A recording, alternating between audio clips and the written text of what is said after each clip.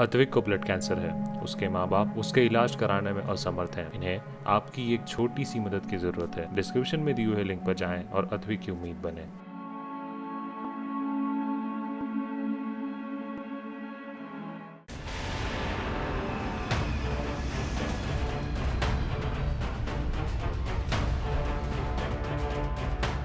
एक तरफ पूरी दुनिया कोरोना से परेशान है और दूसरी तरफ लाइन ऑफ एक्चुअल कंट्रोल पर फिर तनाव बढ़ता जा रहा है। चीन ने पूर्वी लद्दाख में अपनी तैनाती को एक बार फिर बढ़ा दिया है। इसके साथ ही चीनी वायुसेना ने हाल ही में भारतीय सीमा के करीब एक बड़ा युद्धाभ्यास किया। इस अभ्यास के बाद भारतीय खुफिया एजेंसियां पूरी तरह से चौकन्नी हैं।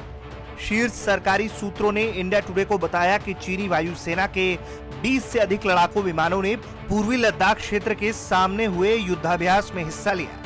सूत्रों ने कहा है कि ये युद्धाभ्यास उसी एयरबेस से किया गया जहां से पिछले साल पूर्वी लद्दाख में चीनी सेना ने अपने जवानों को सारी मदद पहुंचाई। सूत्रों ने बताया है कि भारत ने अपनी उच्च तैयारियों को बनाए रखने के लिए उत्तरी सीमाओं में राफेल लड़ाकू विमान सहित अपने दूसरे लड़ाकू विमान बेड़े को भी सक्रिय कर दिया है।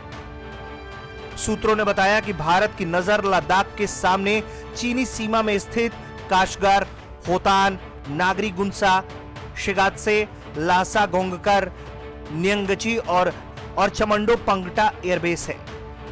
सरकारी सूत्रों ने इंडिया टुडे को यह भी बताया है कि शिनजियांग और तिब्बत स्वायत्त सैन्य क्षेत्र में स्थित 7 चीनी ठिकानों पर नजर रखने के लिए उपग्रहों और निगरानी के दूसरे रूपों का इस्तेमाल किया जा रहा है।